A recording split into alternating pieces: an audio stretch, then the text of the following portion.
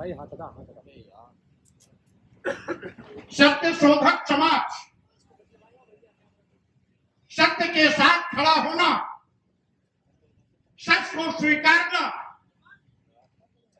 सच को मानना ही इस संस्था का मुख्य उद्देश्य रहा है। सामाजिक परिवर्तन के महानायक ज्योतिबा फुले जी ने इस देश से जात पात, छुआछूत, ऊंच नीच, भेदभाव, विषमता मूलक समाज को खत्म कर समता मूलक समाज की स्थापना का जो संकल्प लिया था, उसी का नतीजा है कि एक सामाजिक परिवर्तन आंदोलन के महापुरुषों की एक लंबी लाइन खड़ी हुई। आरक्षण के जनक छत्रपति साहू जी महाराज, इस देश की पहली महिला शिक्षिका सावित्रीबाई फुले, भारतीय संविधान निर्माता परम पूज्य बाबा साहब डॉक्टर अम्बेडकर, दक्षिण में इस आंदोलन को गति देने वाले पेरियार रामास्वामी नायकर, नारायण गुरु, संत गाडगे, संत घासीराम, आपके साथ साथ उत्तर भारत में माननीय रामस्वरूप वर्मा जी, भारतीय संघ के संस्थापक पेरियार ललाई सिंह यादव, महाराज सिंह भारती और मानवर कांशीराम जी ने इसको निरंतर गति देने का काम किया। साथियों, जानते हैं धर्म के ठेकेदारों ने हमें जाति पाति, छुआछूत, ऊंच नीच, भेदभाव का शिकार बनाकर हमें हजारों साल से धन, धरती, शिक्षा, सम्मान से वंचित करने का पाप किया था। आज यहां पर अभी राजबाला सैनी बोल रही थी, लेकिन अगर आज भारतीय संविधान नहीं होता, आज हमारे महापुरुषों का सामाजिक परिवर्तन के लिए आंदोलन नहीं होता, तो राजबाला सैनी को बोलने का मौका नहीं मिलता। हम लोग यहां पर खड़े हैं, बोल रहे हैं, ये भी देश हमारे सामाजिक परिवर्तन महापुरुषों, सामाजिक परिवर्तन के महापुरुषों के मेहनत का नतीजा है। ये भारतीय संविधान का करिश्मा, जिसके नाते हमें यह अधिकार मिला है। अन्यथा इस देश में धर्म के ठेकेदारों ने इस देश के 97% लोगों को अपना गुलाम बना के रखा, धन, धरती, शिक्षा, सम्मान से वंचित किया। यहां तक कि इनका सूक्त वाक्य था, नारी शूद्रो न ध्येता, स्त्रियों और शूद्रों को पढ़ने लिखने का अधिकार नहीं था। स्त्रियों में वो किसी भी समाज की हो, ब्राह्मण समाज की हो, क्षत्रिय समाज की हो, वैश्य समाज की हो, शूद्र समाज की हो, तो भी उसको पढ़ने लिखने का अधिकार नहीं था। और साथ ही साथियों, मैं कहना चाहता हूं, अंग्रेजी हुकूमत ने समय समय पर हमारे सामाजिक परिवर्तन क्रांतिकारियों की बात को सुनकर के तमाम ऐसे फैसले किए जिसमें इस देश की महिलाओं को भी पढ़ने लिखने का अधिकार मिला।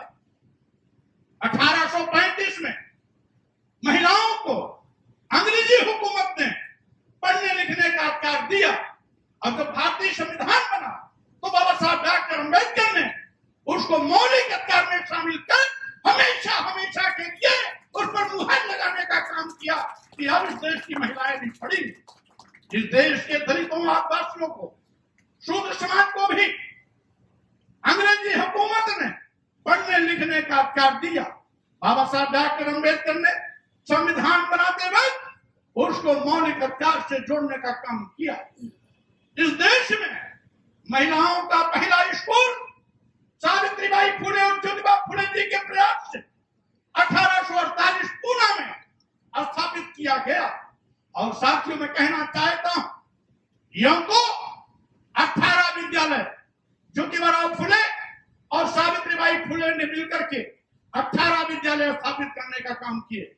पहला विद्यालय पूना में, और इसी के साथ ही साथ अंग्रेजी हुकूमत ने 1852 में सरकारी स्कूल खोला, लेकिन उसके पहले 1848 में सावित्रीबाई फुले और ज्योतिबा फुले ने विद्यालय खोला।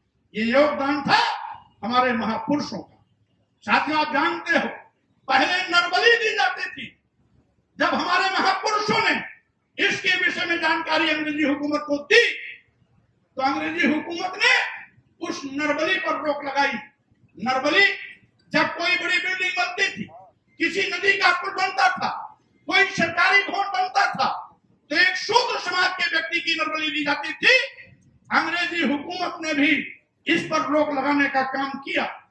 और भारतीय संविधान बनने के बाद तो सारी की सारी व्यवस्था चाक-चौबंद हो गई। अब किसी के साथ कोई भेदभाव नहीं।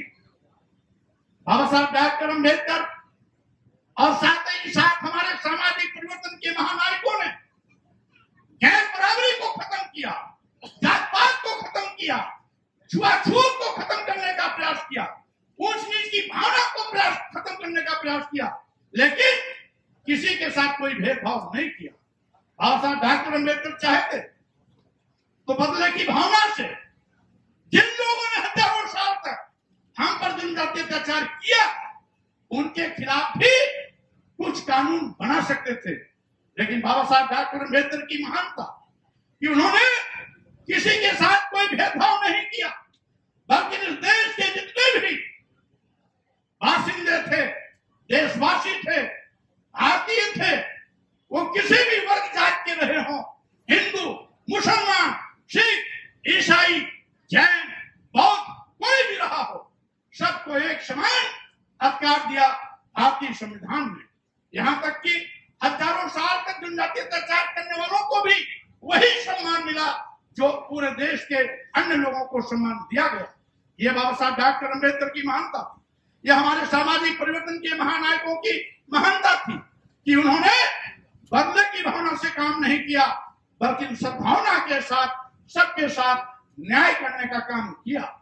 हमारे भारतीय संविधान की उद्देश्य का भी यही है कि समाजवाद, पंथनिरपेक्ष, लोकतंत्रात्मक रास्ते पर चलते हुए हम सबके साथ समता, न्याय, भाईचारे का व्यवहार करते हुए एक सशक्त राष्ट्र का निर्माण करें। लेकिन आज कुछ ऐसी ताकतें जो भारतीय संविधान के साथ खिलवाड़ करने का घिनौना सोच रखती है, इस देश में अस्थिरता पैदा करने की कोशिश कर रही। जब सब जानते हैं कि आजादी के बाद हमारा अपना भारतीय संविधान लागू हो गया, हमारा देश भारत एक संप्रभु राष्ट्र बन गया, तो हिंदू राष्ट्र की मांग क्यों? हिंदू राष्ट्र की मांग करने वाले लोग इस देश के दुश्मन हैं, भारतीय संविधान के दुश्मन हैं। वो नहीं चाहते कि बाबा साहब डॉक्टर अम्बेडकर का संविधान चले। वो हिंदू राष्ट्र बना करके यहाँ मनु का विधान लागू करना चाहते हैं। होशियार रहना हमारे दलित, आदिवासी, पिछड़े समाज के भाइयों, आपको ये एक इनकी चाल है। यद्यपि जब इंडिया और भारत की बात आई तो एक दिन पहले तक हिंदू राष्ट्र की मांग करने वाले लोग यह बोलने लगे कि भारत को केवल भारत कहो, इंडिया मत कहो। लेकिन भारतीय संविधान के अनुच्छेद 1 में इस बात का स्पष्ट उल्लेख है कि इंडिया दैट इज भारत, यानी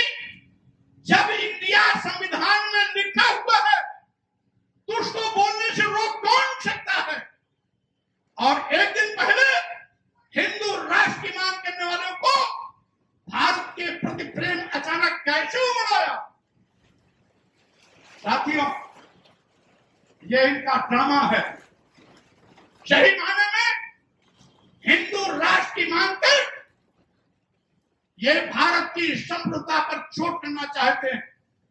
हिंदू राष्ट्र की मांग कर भारतीय संविधान को बदलने की नापाक कोशिश करने का काम कर रहे हैं। इसीलिए आपको सावधान रहना। हजारों साल तक इन लोगों ने धर्म के मगर जाल में हमें गुलाम बनाया। क्या विडंबना है, हम अपनी पीड़ा भी नहीं कह सकते। अगर हम अपनी पीड़ा कहते हैं तो मनवादी मीडिया कहता है कि स्वामी प्रसाद मौर्य का एक विवादित बयान और है। इंसाफ की मांग करना मीडिया के नजरों में विवादित बयान हो जाता है। आखिर मैं यही तो कहता हूं जो भारतीय संविधान कहता है। अगर भारतीय संविधान सबके सम्मान और स्वाभिमान की रक्षा करने का अधिकार देता है, सबको धन धरती शिक्षा सम्मान का अधिकार देता है, सबको सीना तान कर इस राष्ट्र निर्माण में अपनी भूमिका तय करने के लिए अधिकार देता है, तो कौन से ऐसे लोग हैं जो आज भी धर्म के नाम पर हमको नीच कहते हैं, हमको अधम कहते हैं, यहां तक कि आज भी धर्म के नाम पर हमको अपमानित करने के लिए लोगों को प्रेरित कहते हैं, इस देश की महिलाओं को नीच से भी नीच होने का प्रमाण पत्र देते हैं। मैं कहना चाहता हूं, आखिर क्यों? धर्म मानवता के कल्याण के लिए होता है, धर्म मानवता के विनाश के लिए नहीं, बल्कि धर्म मानवता के कल्याण के लिए होता है। लेकिन ये धर्म के ठेकेदार कौन सा ऐसा धर्म लेके चल रहे हैं जो इंसानियत का कत्लेआम पर करने पर आमादा, जो आज भी जात सूचक शब्दों का प्रयोग करके उनको अधम से अधम जात बताने में गर्व महसूस करता है। ये बड़ा धम तेल कुम्हारा सुपच किरात कोल तलवारा, ये जितनी भी जातियां हैं, ये सब आदिवासी दलित और पिछड़े समाज की, इनकी भाषा में बड़ भेदभाव के चक्कर में अगर इनके भाषा से बोला जाए तो सूत्र समाज की जातियां आपकी संविधान लागू होने के बाद आखिर इस प्रकार के बातों को बढ़ावा क्यों दिया जाता है? हमने तो केवल अनुरोध किया था, इस देश के राष्ट्रपति माननीय प्रधानमंत्री को इस बात के लिए कहा था कि जो आपत्तिजनक शब्द हैं इसको निकाल दिया जाए या तो प्रतिबंधित किया जाए। पूरे देश में घोटाला है। हमने यही मांग किया था कि ढोल गवार शोध पशुनारी शकल ताड़ना गेदकारी, आखिर ये सब मारने पीटने के पात्र क्यों हैं? ढोल तो पीटा जाता है इसलिए उससे उसकी सुर निकाली जाती है, लेकिन इस देश की महिलाओं को, इस देश के शुद्ध समाज को अपमानित करने का ये अपराध धर्म के ठेकेदार क्यों कर रहे हैं? क्योंकि हमारा भारतीय संविधान कहता है अनुच्छेद 14 के अंतर्गत कि हम धर्म, जाति, लिंग, जन्म स्थान के आधार पर किसी के साथ कोई भेदभाव नहीं कर सकते। जब लिंग के आधार पर हम किसी के साथ कोई भेदभाव नहीं कर सकते तो महिलाओं के साथ भेदभाव क्यों? जब हम जाति के आधार पर किसी के साथ भेदभाव नहीं कर सकते तो जात सूचक शब्दों का प्रयोग कर उनको नीच और धम कहने का अधिकार क्यों? क्योंकि जब मैं बोलता हूं तो आंधी तूफान और भूचाल आता ही आता है।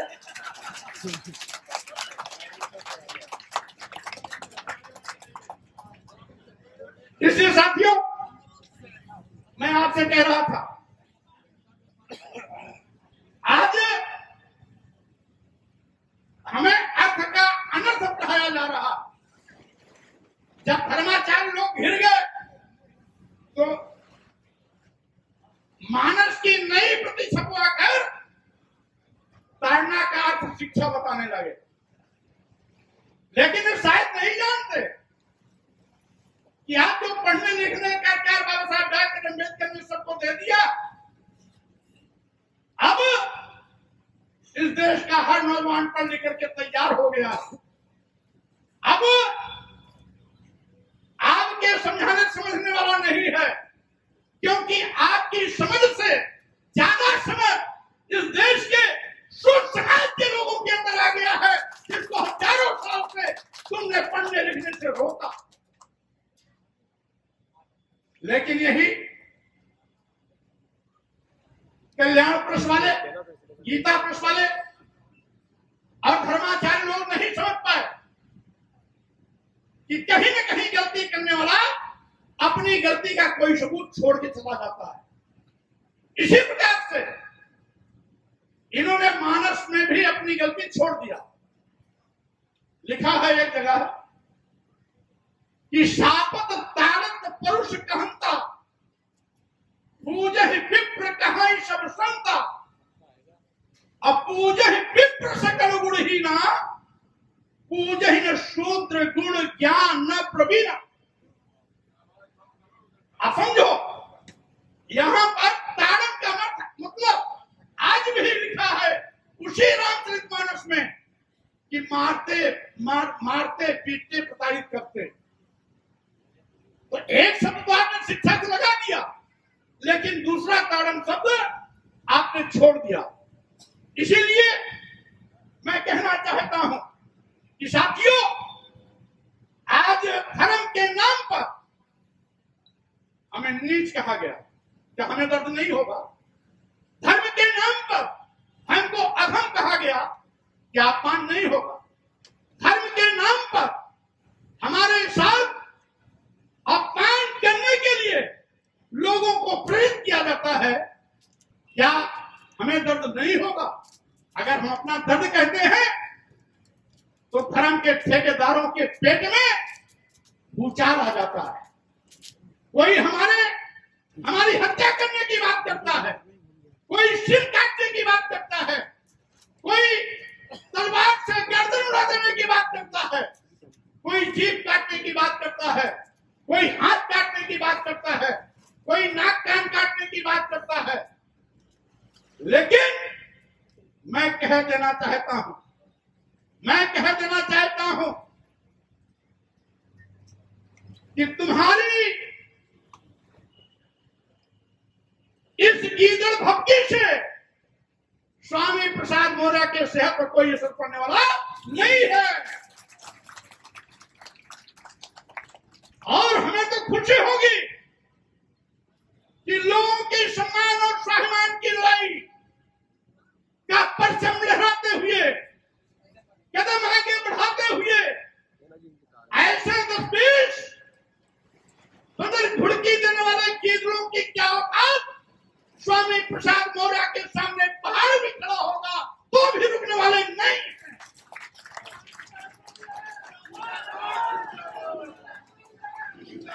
और साथियों, मैं ये भी कहना चाहता हूं, आज मैं ये भी कहना चाहता हूं, आजादी के 76 साल बीत गए। अभी हमने 15 अगस्त को 76वां स्वतंत्रता दिवस मनाया है।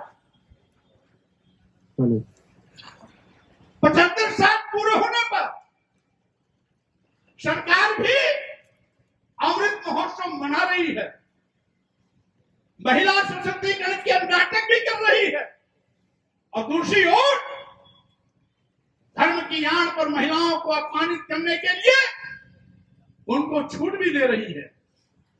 एक और अमृत महोत्सव, एक और नारी महिला सशक्तिकरण का अभियान। एक तरफ ये नारा यत्र नार्यस्तु पूज्यन्ते रमन्ते ततो देवता, एक तरफ पर नवरात्र में महिलाओं का पूजा करना और दूसरी ओर देश की आधी आबादी महिलाओं को नीच से भी नीच होने का प्रमाण पत्र देना इनके असली चेहरे को उजागर करता है। साथियों, मैं ये भी कहना चाहता हूं, आज हमें खुशी है कि हमारे सामाजिक परिवर्तन के महापुरुषों ने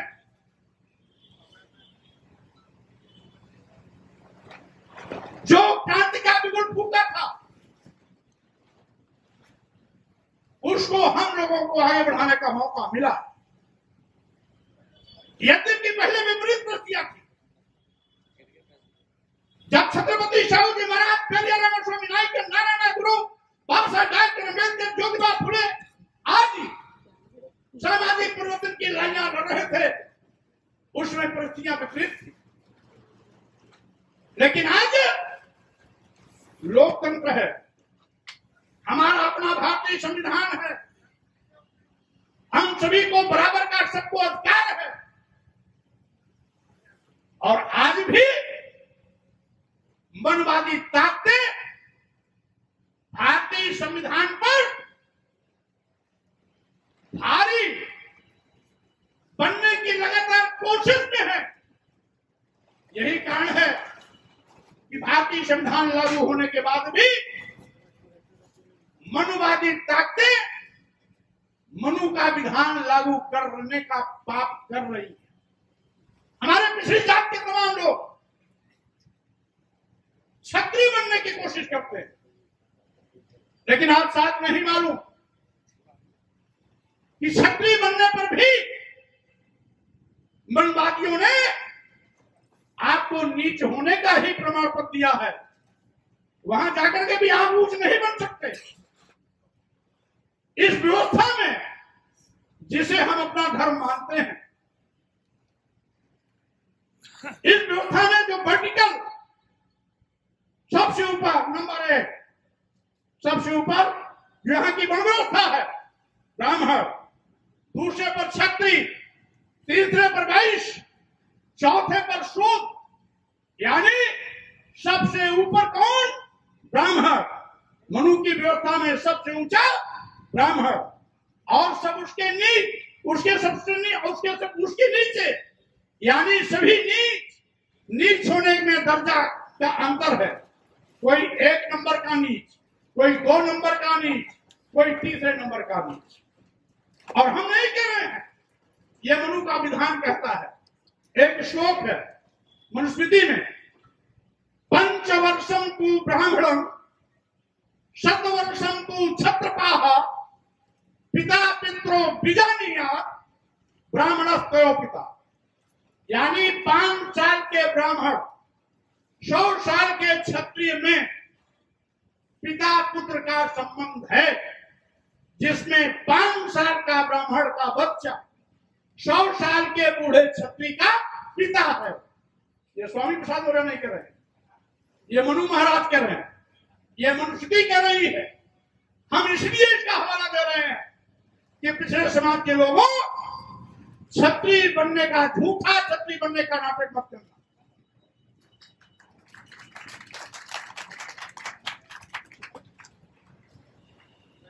क्योंकि अगर क्षत्रिय बनोगे और 100 साल उम्र हो जाएगी तो भी 5 साल के ब्राह्मण को पिता कहना पड़ेगा। यह मनु का विधान है, यह मनुस्मृति का कहना है। इसीलिए मैं कहता हूं, आज जात पात छुआछूत ऊंच नीच भेदभाव हमने नहीं दिया, हम तो उसके शिकार हुए हैं। जात पात छुआछूत ऊंच नीच के नाम पर हमारे साथ सब गला व्यवहार किया गया, हमें पढ़ने से रोका गया, हमें लिखने से रोका गया, आगे बढ़ने से रोका गया, धन अर्जन करने से रोका गया, धरती हड़पी गई, हमारा मेहनत सब कुछ हड़पा गया। हम तो उसके शिकार हैं। हम जात पात छुआछूत में विश्वास नहीं करते, हमें समानता का त्याग चाहते हैं, हम भाईचारे का त्याग चाहते हैं जो भारतीय संविधान देता है। और इसीलिए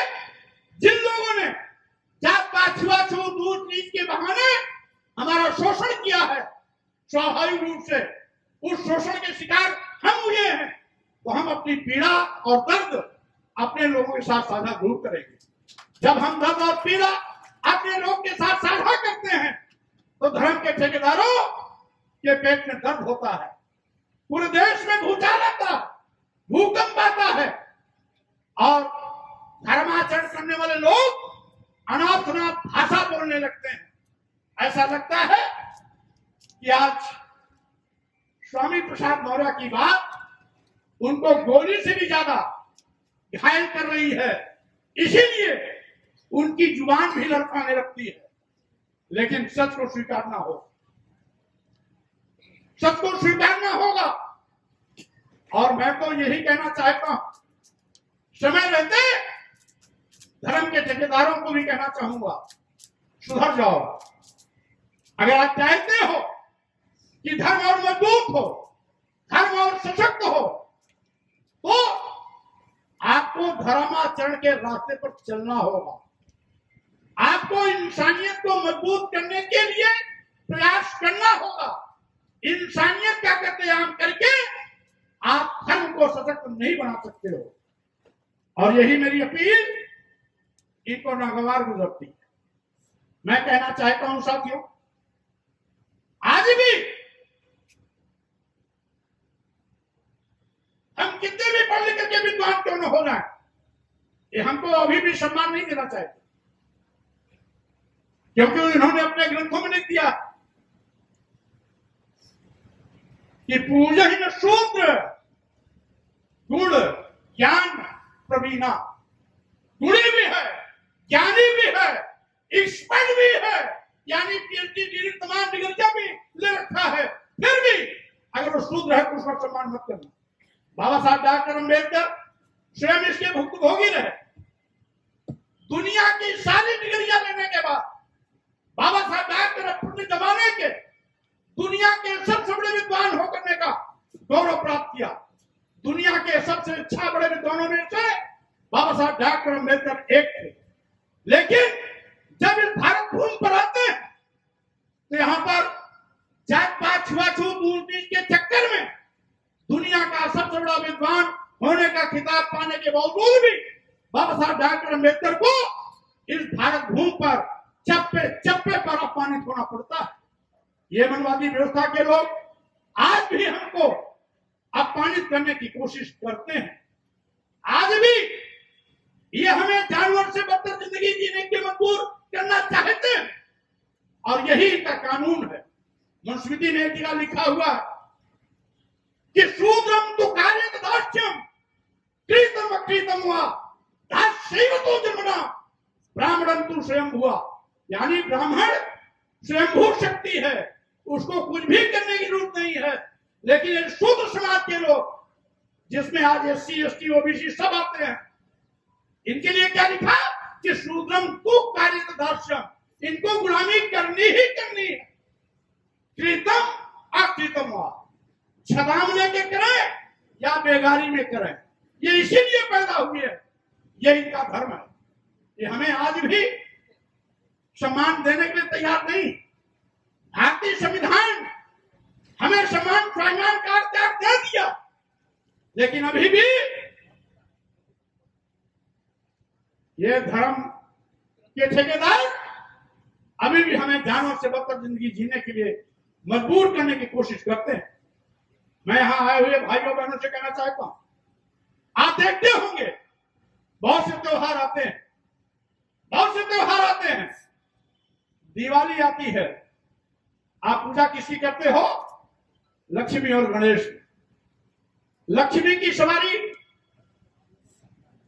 लक्ष्मी की सवारी और गणेश की सवारी कौन क्या है जानते हो? लक्ष्मी की सवारी उल्लू, गणेश की सवारी चूहा। यानी लक्ष्मी गणेश की जब पूजा करते हो तो उल्लू और चूहे की पूजा कर जाते हो साथ साथ, क्योंकि उनके साथ बने रहते हैं।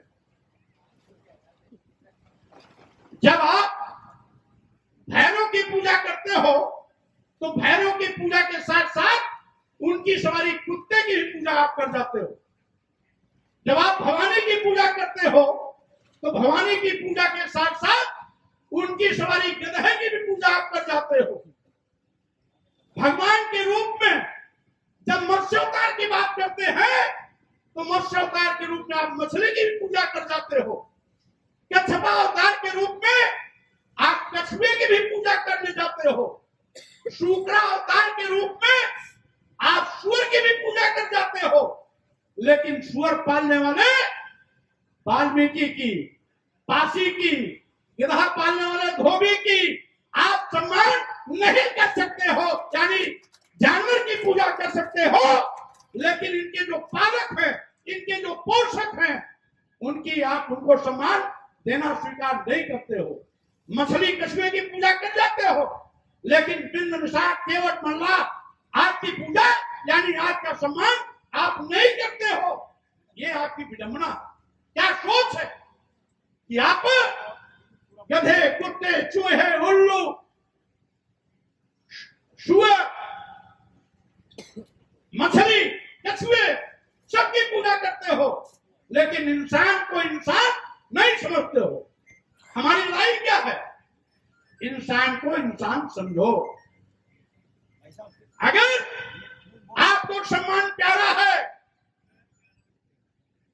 तो यहां बैठे हुए लोगों को भी सम्मान प्यारा है।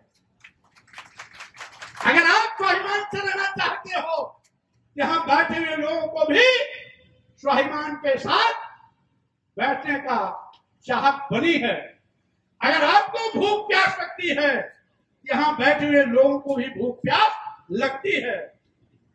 ये जो आज एक नया परिभाषा चल गया, माननीय प्रधानमंत्री जी से लेकर के सारे धर्म के ठेकेदार और सारी यथार्थवादी ताकतें सनातन सनातन सनातन चिल्लाती। जो सनातन का अर्थ नहीं समझते वो सनातन चिल्ला रहे हैं।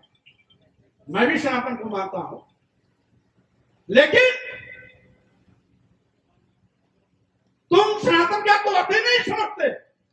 सनातन का मतलब जो सत्य है, सनातन का मतलब जो शाश्वत है, सनातन का मतलब जो हजारों लाखों साल पहले भी था, आज भी है, लाखों साल बाद भी रहेगा, वो है सनातन।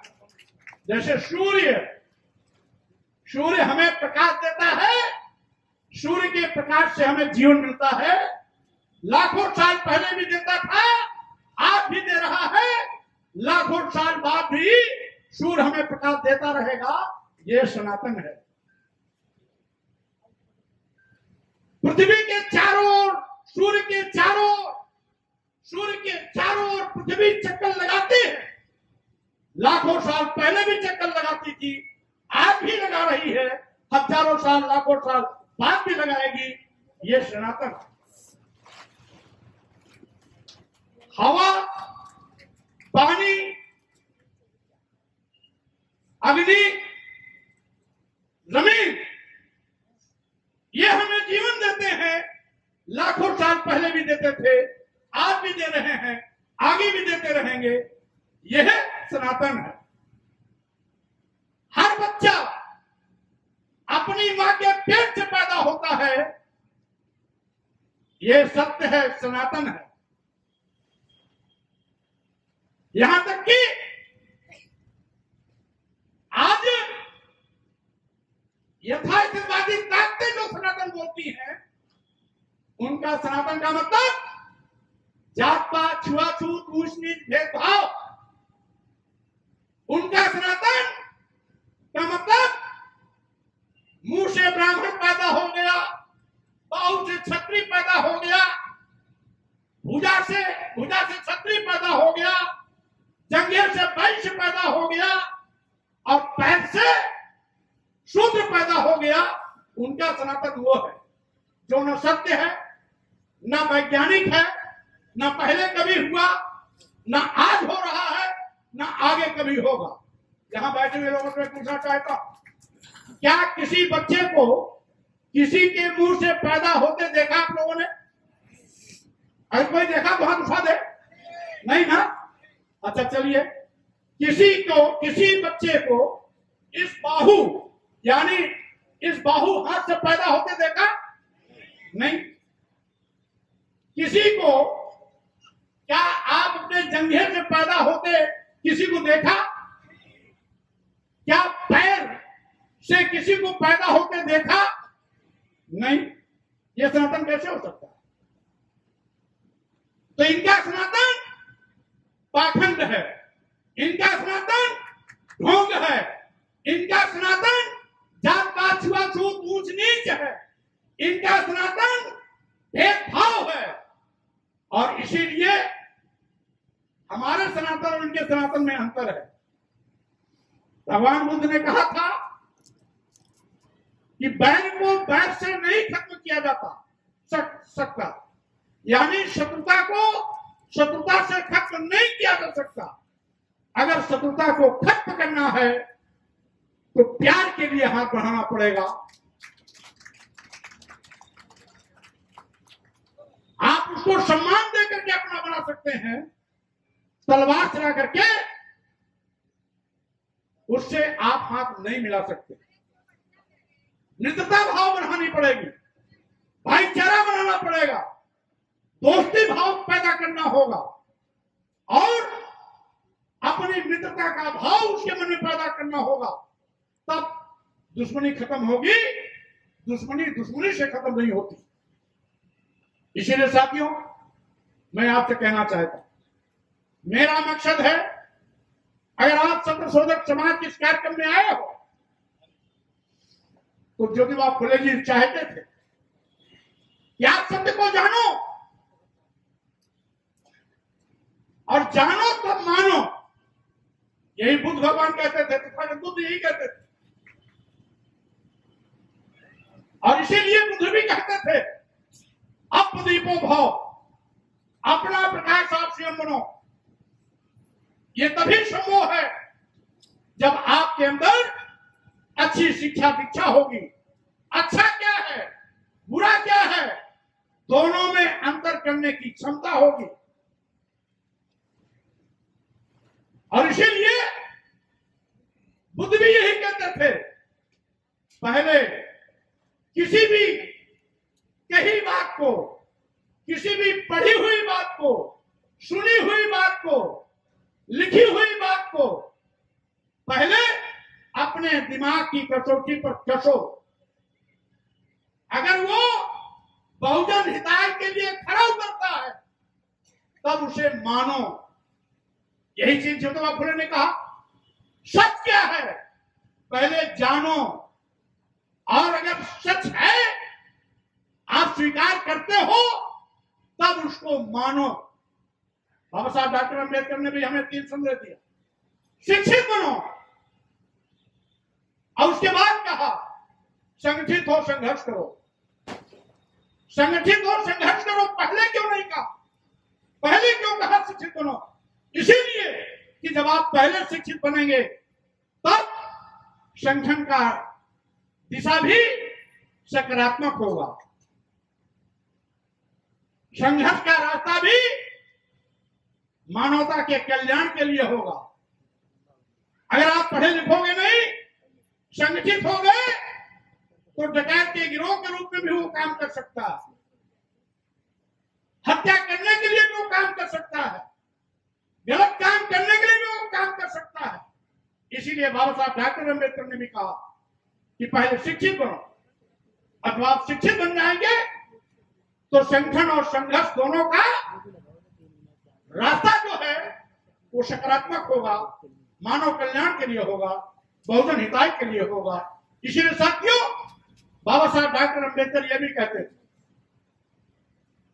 कि सुबह सुबह आप जब सो के उठते हो तो 2 घंटियां सुनाई पड़ती, 1 घंटी मंदिर की और 1 घंटी स्कूल की। जो बच्चा या जिनके माता पिता स्कूल की घंटी सुनकर अपने बच्चे को स्कूल भेजते हैं, वो स्कूल जाकर के पढ़ लिख करके बड़ा ओहदेदार बनता है, डॉक्टर बनता, इंजीनियर बनता, एडवोकेट बनता, वैज्ञानिक बनता, प्रोफेसर बनता, IAS IPS बनता और अपने पूरे परिवार की गरीबी को हमेशा हमेशा के लिए खत्म कर देने का काम करता है। लेकिन जो माता पिता खुद और अपने बच्चे को मंदिर की घंटी सुन करके मंदिर की ओर ले जाते हैं और जिंदगी भर घंटा बजाते रह जाते हैं, कभी भी परिवार का कल्याण नहीं होता है। उनके घरों के बच्चे कभी भी आईएएस नहीं बन पाते, आईपीएस नहीं बन पाते, डॉक्टर नहीं बन पाते, इंजीनियर नहीं बन पाते, पत्रकार नहीं बन पाते और बड़े वैज्ञानिक नहीं बन पाते। साथियों, इसलिए अगर मंदिर का घंटा बजाने से हमारी गरीबी खत्म होती, हमारा भाग्य बदल जाता, हमारे बच्चे अच्छे होने पहुंच जाते, स्कूल क्या जरूरत होती। इसीलिए मैं कहना चाहता हूं, बाप दादा पुरखे मंदिर का चक्कर लगाते रह गए, लेकिन उनकी गरीबी नहीं गई। लेकिन अगर किसी भी माता पिता ने अपने किसी एक बेटे को पढ़ा लिखा करके ओहदेदार बना दिया, तो उसकी गरीबी हमेशा हमेशा के लिए खत्म हो गई है। इसको हमने भी देखा, आपने भी देखा। इसीलिए मैं कहना चाहता हूं कि आज भी धर्म क्या है, इसको समझो। धर्म कोई भी हो, वो मानवता के कल्याण के लिए ही बनाया गया। अगर मानवता का कत्लेआम कहीं होता है, इंसानियत का कत्लेआम होता है, मानवता में भेदभाव होता है, तो धर्म नहीं, वो अधर्म है। मानवता के कल्याण की बात होती है, मानवता को सम्मान दिया जाता है, मानवता को बढ़ावा दिया जाता है, इंसानियत की पूजा होती है, वो धर्म है। सीधी सी बात है। और इसीलिए साथियों, हमारे देश की तो संस्कृति भी है वसुधैव कुटुंबकम का। पूरे विश्व में मानवता का संदेश इसी भारत भूमि से तथागत बुद्ध ने दिया। करुणा, मैत्री, बंधुत्व, भाईचारा का संदेश तथागत बुद्ध ने दिया था। और इसीलिए आज पूरे विश्व में भारत पूजा जाता है। यहां तक कि हमारे देश के राष्ट्रपति और माननीय प्रधानमंत्री भी दूसरे देश में जाते हैं तो बड़े गर्व से कहते हैं, हम उस भारत भूमि से आए हैं जहां बुद्ध पैदा हुए। यहां तक कि यूनाइटेड नेशन में जब बैठते हैं, राष्ट्र में बैठते हैं, तो वहां पर भी जब बात चलती है कि आतंकवादियों के खिलाफ कड़ाई से पेश हुआ जाए, तो वहां पर भी हमारे देश के प्रधानमंत्री को इस बात के लिए बोलना पड़ता है, हम उस भारत भूमि से आए हैं जहां बुद्ध पैदा हुए, और जहां बुद्ध है वहां युद्ध नहीं हो सकता है। ये बुद्ध की स्वीकारता। आज दुनिया में भी आज बुद्ध की स्वीकारता। आज दुनिया के सैकड़ों देश बुद्ध के संदेश पर आगे बढ़ रहे हैं। तमाम देशों का राष्ट्र धर्म भी बौद्ध धर्म है। लेकिन साथियों, ये हमारे धर्म के ठेकेदार धर्म की परिभाषा तक नहीं समझ पाते। हमने बहुत सी पुस्तकें पढ़ी, तथाकथित हिंदू धर्म, ये हिंदू धर्म नाम की कोई चीज नहीं। ये स्वामी प्रसाद मौर्य के लिए नहीं है, ये देश के माननीय प्रधानमंत्री जी भी बोल चुके हैं। आरएसएस के प्रमुख मोहन भागवत जी भी बोल चुके हैं। अभी एक हफ्ता पहले भाजपा के पूर्व राष्ट्रीय अध्यक्ष केंद्रीय मंत्री गडकरी जी भी बोल चुके हैं कि हिंदू धर्म नहीं है बल्कि एक जीवन शैली है। तो अगर मोहन भागवत जी के बोलने से किसी के पेट में दर्द नहीं हुआ, मोदी जी के बोलने से किसी के पेट में दर्द नहीं हुआ, गडकरी जी के बोलने से किसी के पेट में दर्द नहीं हुआ, अगर स्वामी प्रसाद मौर्य ने कह दिया हिंदू धर्म नाम की कोई चीज नहीं है, तो पूरे देश में भूचाल आ गया। आखिर क्यों? इसलिए कि स्वामी प्रसाद मौर्य को आज भी ये कटी आग देखना पसंद नहीं करते, क्योंकि इनकी व्यवस्था में हम सुर समाज में पैदा हो गए। और सुसमाज में पैदा हुआ कोई व्यक्ति कितना भी ज्ञानी हो, जब बाबा साहब डॉक्टर अम्बेडकर को यह सम्मान नहीं दे सके तो स्वामी प्रसाद मौर्य क्या सम्मान देंगे? ये तो आज ऐलान करते हैं कि जो स्वामी प्रसाद मौर्य के जूता मारेगा हम उसको 10 लाख रुपया देंगे। अगर मेरे ऊपर जूता पड़ने से किसी को 10 लाख रुपया मिलना है तो मैं तो जूता खा लूंगा, क्योंकि हजारों साल से मैं जूता खाते चला आया, इन मानवादी व्यवस्था के लोगों का शिकार होते चला आया है। हजारों साल से मैंने अपमान किया है, इसलिए अपमान हमारे लिए कोई बड़ी बात नहीं। मैं तो कसम खाया हूं इस अपमान करने वाले लोगों का बोरिया बिस्तर बंधवा के रख दूंगा, क्योंकि जिसे अपमानित करते हैं, ये जिसे अपमानित करते हैं इनको वही जिंदा करके रखा हुआ। हमारे यहां पर बैठे हुए सत सोदक समाज के इस कार्यक्रम में आए हुए भाइयों बहनों, चढ़ावा तुम देते हो धर्म के नाम पर, दान दक्षिणा तुम देते हो, मालपुआ पूरी तुम खिलाते हो, इनकी ताकत तुम हो। जिस दिन तुम इनको दान दक्षिणा देना बंद कर दोगे, जिस दिन तुम इनको चढ़ावा देना बंद कर दोगे, जिस दिन तुम मालपुआ हलवा खिलाना बंद कर दोगे, यह आपके पैरों पर सिक्का देते नजर आएंगे, कहीं भी इनका कोई ठिकाना नहीं लगेगा। इसीलिए अगर ये हमें अपमानित कर रहे हैं तो उसके दोषी हम हैं, हमारा समाज है। हमारा समाज इनको चढ़ावा देना बंद कर दे, दान दक्षिणा देना बंद कर दे, पैसा देना बंद कर दे, मालपुआ हलवा खाना बंद कर दे, तो हमारा अपमान करना भी बंद कर देंगे। हम इनको खिलाते रहेंगे तो ये हमें अपमानित करते रहेंगे। और समझ लेना साथियों, एक चीज और मैं कहना चाहता हूं, सही मायने में जो सच है वही सच है। हिंदू धर्म कोई धर्म नहीं है। पहले कभी वैदिक काल था, जैन धर्म आया, बौद्ध धर्म आया, फिर उसके बाद हमारी तमाम अन्य संस्कृतियां आई, अन्य धर्मावलंबी भी आए, कभी यहूदी आया, कभी यूनानी आया, कभी मुगल आया, कभी अंग्रेज आए, कभी डच आए। हमने तो सभी संस्कृतियों को देखा, लेकिन मैं केवल इतने कहना चाहता हूं साथियों कि आज हमारा संस्कार है भाईचारे का। हम बोलते हैं हिंदू मुस्लिम सिख ईसाई सब है आपस में भाई भाई। हम तो भाईचारा पैदा करना चाहते हैं और ये भाईचारा तोड़ना चाहते हैं। और साथियों, जिस धर्म को ये हिंदू धर्म कहते हैं इसमें भी एक चाल है, ये है ब्राह्मण धर्म। क्योंकि इस धर्म में केवल ब्राह्मणों को सम्मान मिलता है, क्षत्रियों को भी द्वैत दर्जे का दर्जा दिया गया, क्षत्रियों को भी पढ़ने लिखने से वंचित किया गया था।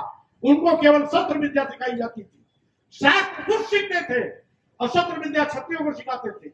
वैश्य समाज को केवल बनियों की भाषा सिखाई जाती थी, उनको न शास्त्र सिखाया जाता था न शस्त्र सिखाया जाता था, उनको बनियों का भाषा सिखाई जाती थी। शूद्र को तो बिल्कुल पढ़ाया लिखाया ही नहीं जाता था। तो ये भेदभाव कैसे? भेदभाव नहीं है क्या? तो इसीलिए मैंने कहा ये केवल ब्राह्मण धर्म है, क्योंकि इसमें केवल ब्राह्मणों के प्रार्थना के लिए लिखा गया है। जैसे कि मैंने अभी कहा, ब्राह्मण तुल स्वयं हुआ मनुस्मृति। 5 साल 10 साल में 100 साल के क्षत्रिय का बाप, 5 साल का ब्राह्मण, यानी ब्राह्मण का वर्चस्व। और मानस में भी कि पूजे ही पितृ सकल गुणहीना, सकल गुणहीना, सभी गुणों से हीन हो, चोर हो, लंपट हो, व्यभिचारी हो, डकैत हो, हत्यारा हो, लेकिन विप्र है तो उसका सम्मान करो। यानी इसमें भी एक वर्ग विशेष का सम्मान। पूजन शूद्र गुण ज्ञान प्रवीणा, ज्ञानी गुणी कुछ भी हो तो अगर शूद्र है उसका सम्मान मत करो। तो हमारा धर्म कैसे हो सकता है? जो हमें नीच कहता हो, जो हमें अपमानित करने की बात करता हो, तो हमारा धर्म कैसे हो सकता है? इसीलिए 1933 की जाति जनगणना, सैनी जी, 1933 की जाति जनगणना में ब्राह्मणों की संख्या 3.5 थी। अगर इसको ब्राह्मण धर्म कहते तो 3.5% के लोग अल्पसंख्यक बन जाते। अल्पसंख्यक न बने इसीलिए अपने साथ जोड़ लिया क्षत्रियों को भी, वैश्यों को भी, शूद्रों को भी, जिससे कि अगर सबकी संख्या लेंगे तो हम मेजॉरिटी में आ जाएंगे। ये इनकी चाल है। और जब मोहन भागवत जी, माननीय मोदी जी, माननीय गडकरी जी कह दिए हिंदू धर्म नहीं है, और वही चीज स्वामी प्रसाद मौर्य कह दिया, तो अंतर क्या है? लेकिन स्वामी प्रसाद मौर्य जब कहेंगे तो हमारे मीडिया के भाई क्या लिखेंगे? विवादित बयान। और मोदी जी और गडकरी जी और मोहन भागवत जी कहेंगे तो विवादित बयान लिखने की इनकी हिम्मत नहीं, क्योंकि लिख देंगे तो दूसरे दिन जेल की सलाखों में ये हमारे मीडिया भाई दिखाई पड़ेंगे। इसीलिए मैं कहना चाहता हूं साथियों, सत्य शोधक समाज के सम्मेलन में संकल्प लेके जाओ कि महात्मा ज्योतिबा फुले जी ने, सावित्रीबाई फुले जी ने जो हमें सच समझने की सीख दी, उसको सीखो, उसको समझो और उसको रास्ते पर चलो। जिस दिन सच पर चलना आप समझ जाओगे, अपने आप आपके सम्मान और स्वाभिमान का परचम लहराएगा। इन्हीं शब्दों के साथ में मैं आप सबको बहुत बहुत धन्यवाद देता हूँ, बधाई देता हूँ, शुभकामना देता हूँ। आज 150वीं सत्य शोधक समाज की स्थापना के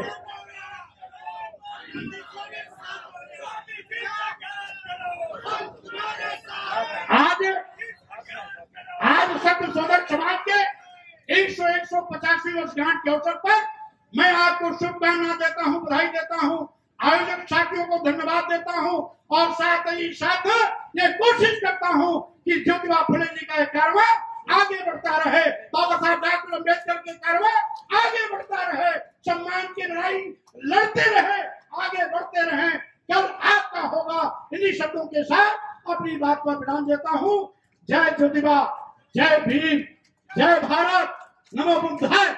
धन्यवाद। हमारे चैनल बहुजन दस्तक को लाइक, शेयर, सब्सक्राइब देखना मत भूलिएगा। जय भीम, जय भारत, जय संविधान, नमो बुद्धाय। धन्यवाद। चैनल आर्थिक समस्या से गुजर रहा है।